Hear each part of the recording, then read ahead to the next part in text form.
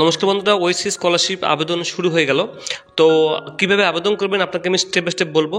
দেখুন, এবার নতুন নিয়ম রয়েছে এবং তার মধ্যে আপনাকে অবশ্যই আবেদনের আগে বিডিওর ইনকাম সার্টিফিকেট অনলাইন আবেদন করে কিন্তু নিয়ে এসে আপনাকে ফর্মটা ফিল আপ করতে হবে। তো প্রথমত আপনাকে করতে হবে oasis.gov চলে আসবেন। এখানে নিচে দেখুন নিবন্ধন লেখা রয়েছে যে 2024 এবং 25 সেশনের জন্য prematric SC, prematric ST, prematric OBC, post matric সবার জন্য কিন্তু ফর্মটা শুরু হয়েছে। দেখুন বলছে 2024-25 সিজন কিন্তু স্টার্টেড। উপরে যাবেন বন্ধুরা, উপরে যাওয়ার পরে আপনি স্টুডেন্টস রেজিস্ট্রেশনে ক্লিক করে দেবেন।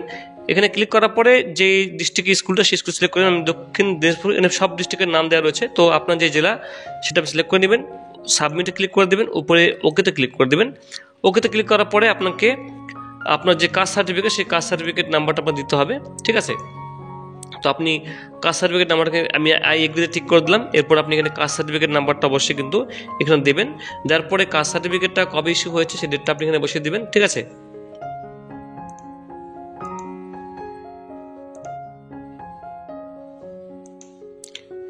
এরপর আপনি এখানে ক্যাপচা দেবেন,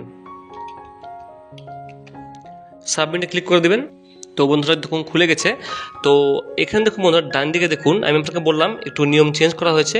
ডান দিকে দেখুন বলছে গাইডলাইন্স, এটা একটু আপনাকে বলে দিই আমি। বলছে select and provide the information, this is field very carefully.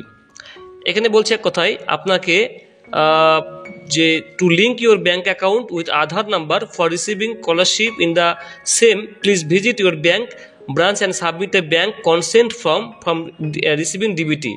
অর্থাৎ ব্যাংকে যদি আপনার আধার কার্ড ডিবিটির জন্য লিঙ্ক করা না থাকে তো অবশ্যই আপনি ব্যাংকে গিয়ে কিন্তু আগে যে ব্যাংকের আপনি বইটা দেবেন সেই ব্যাংকে গিয়ে অবশ্যই কিন্তু আপনি ডিবিটি লিঙ্কটা করবেন, ঠিক আছে। মানে আপনার ব্যাংকে অ্যাকাউন্টটা লিঙ্ক করবেন, সেই ব্যাংকে আধার কার্ড লিঙ্ক করবেন, সেই আধার কার্ড লিঙ্ক করার পরে কিন্তু আপনার সেই ব্যাংকের টাকাটা কিন্তু ঢুকবে, ঠিক আছে। অন্য টাকা কিন্তু আপনার ঢুকবে না, এটা মাথায় রাখবেন, এখানে বলা হয়েছে। তো আপনি এখানে আধার কার্ড নাম্বারটা বসাবেন। আধার কার্ড নাম্বারটা কার বসাতে হবে, নাকি যে যারা আবেদন করছেন তার এখানে আধার কার্ড নাম্বার বসাতে হবে, ঠিক আছে। আগের নিয়ম কিন্তু চেঞ্জ হয়েছে।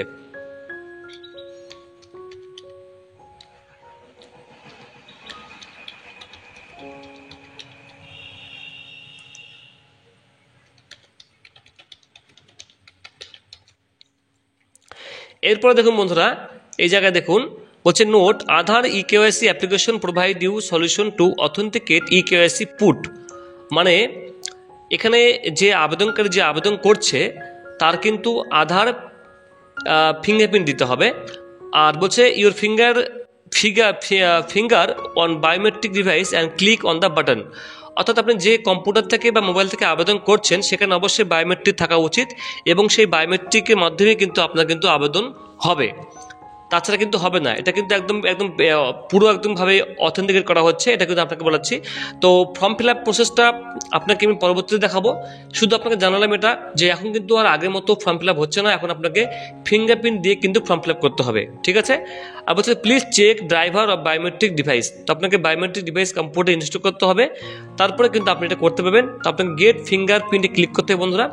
গেট ফিঙ্গারপ্রিন্ট ক্লিক করলে আপনার যে বায়োমেট্রিক ডিভাইসটা অন করা আছে বা ইনস্টল করা আছে সেখান থেকে আপনাকে অন হবে, লাইট জ্বলবে, সেখানে আপনাকে কিন্তু অবশ্যই আপনাকে কিন্তু সেটা প্রেস করতে হবে, ঠিক আছে। এইভাবে কিন্তু আপনাকে খুব সহজে কিন্তু আপনি ফর্মটা ফিল আপ করতে পারবেন। আর মনে রাখবেন অবশ্যই কিন্তু ব্যাংকে ডিবিটির জন্য আধার কার্ড লিঙ্ক করাবেন।